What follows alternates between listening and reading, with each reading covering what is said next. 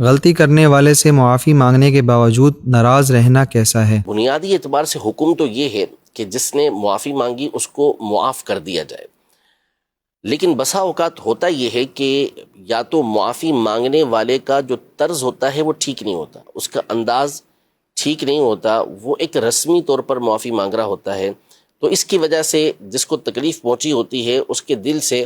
وہ تکلیف دور ہوتی نہیں ہے، تو وہ بھی مجبوراً صرف رسماً جو ہے وہ معاف کر دیتا ہے، لیکن اس کے دل کے اندر کدورت یہ باقی رہتی ہے، تکلیف باقی رہتی ہے۔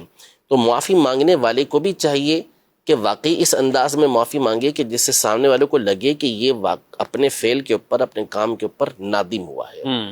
نمبر دو، جو بعض اوقات معافی تو کر دے گا، سامنے والا نادم ہو کے معافی مانگ رہا ہے، لیکن اس نے تکلیف اس درجے کی پہنچائی ہے کہ جس کو تکلیف پہنچی ہے وہ معاف کر رہا ہے، جو اس کے بس کے اندر تھی، بس کی بات تھی اس کے، وہ جو کر سکتا تھا، لیکن جو تکلیف اسے پہنچی ہے اس کی طرف سے وہ ایسی ہوتی ہے کہ دل سے وہ چیز نکلتی نہیں ہے، تو اسے چاہیے کہ نکالنے کی کوشش کرے، لیکن ہم اس کو یہ نہیں کہیں گے کہ اس کے دل میں جب تک وہ بات ہے اور وہ کوشش کر رہا ہے تو یہ گناہ گار ہوا، ایسا نہیں ہے۔ صحیح۔ تیسرا یہ کہ معافی جس سے مانگی جا رہی ہے تو معافی کے ساتھ بعض اوقات تلافی بھی ہوتی ہے، یعنی مثلا کسی کا آپ نے بہت بڑا قرض دبا لیا ہے، لاکھوں روپے اس کے، کروڑوں روپے دبا کے بیٹھے ہوئے ہیں، اس کی جائیداد آپ دبا کے بیٹھے ہوئے ہیں، اور آپ جو ہے وہ کہہ رہے ہیں کہ مجھے معاف کر دو، وہ کسے معاف کرے گا آپ کو؟ یعنی آپ اس کی جو رقم ہے، اس کا جو مال ہے، اسے تو آپ ادا کریں، آپ ادا کیے بغیر اسے کہہ رہے ہیں کہ مجھ سے ناراض مت ہونا، میری طرف سے جو تکلیف پہنچی ہے اس پر آپ مجھے معاف کر دیں، تو یہ تو عجیب و غریب بات ہو جائے گی۔ جیسے میرے رسول سمجھاتے ہیں مثال دے کے کہ کسی کو تھپڑ مارا اور اسے کہا کہ سوری، پھر فوراً کہا کہ ہاں سوری تو کر رہا ہوں لیکن ایک تھپڑ اور ماروں گا تھوڑی دیر کے بعد، ایسی سوری کا کیا فائدہ، ایسی معذرت کا کیا فائدہ؟ تو جس کے ساتھ ایسا سلوک کیا ہے آپ نے، جس کو تکلیف پہنچائی ہے، تو آپ اس کو پھر راضی کرنے کی بھی کوشش کریں، اور آپ نے اگر اس کا نقصان کیا ہوا ہے، اس کی کوئی چیز دبائی ہوئی ہے تو وہ اسے واپس کریں، تو اس کے دل سے کدورت نکلے گی نا۔ لیکن تو اگر ایسا نہیں کریں گے، اس کی وہ چیز آپ نے دبا کے رکھی ہے اور مسلسل آپ ظالمانہ انداز ہی اختیار کر رہے ہیں، پھر آپ کہیں کہ وہ آپ کو زبانی کہنے پر معاف کر دے، تو ایسا کیسے ہو سکتا ہے؟ ایسا نہیں ہوگا۔ اچھا، تو پھر ان چیزوں کا لحاظ ضروری ہے۔ جو پیسوں کا کہا، ایک تو ہے پیسے یا اس طرح کے حق، بعض کا دوسروں کی عزتوں کے جنازے نکال دینا، بالکل ایسا ہی ہے۔ اور آج سوشل میڈیا ہے اور اس میں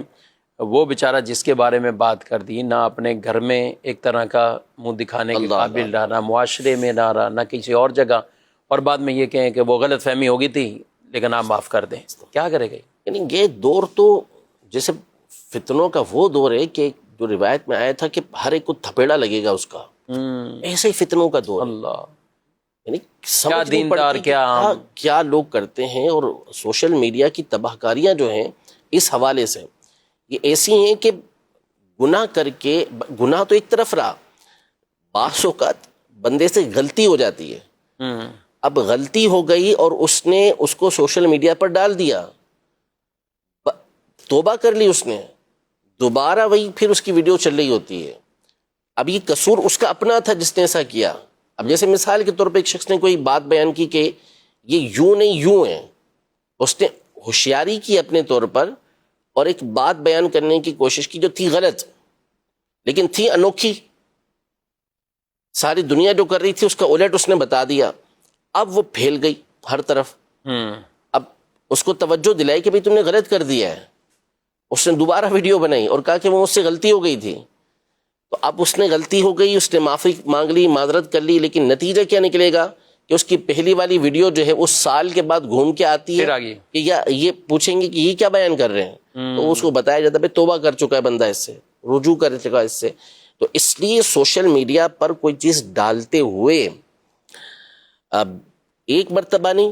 100 مرتبہ سوچ لینا چاہیے اچھی طریقے سے کہ جو چیز آپ سوشل میڈیا پر وائرل کریں گے نا، تو یہ جیسے نامہ اعمال ہے نا، اس کی ایک مثال ہے ایک طرح سے ہمارے سامنے کہ گناہ مٹتا نہیں ہے، اس میں سے چلتا ہی رہتا ہے، پھر چلتا ہی رہتا ہے، تو اس لیے لحاظ بہت کریں، اور پھر اس کے بعد دوسروں کی عزت کو سوشل میڈیا پر اچھالنا یہ بہت خطرناک عمل ہے، بہت خطرناک عمل ہے کہ آپ کسی سنی صحیح العقیدہ کو اگر بدنام کر دیتے ہیں سوشل میڈیا کے اوپر، اور پھر وہ آپ کا جو پیغام اس پر مسلسل چلتا رہتا ہے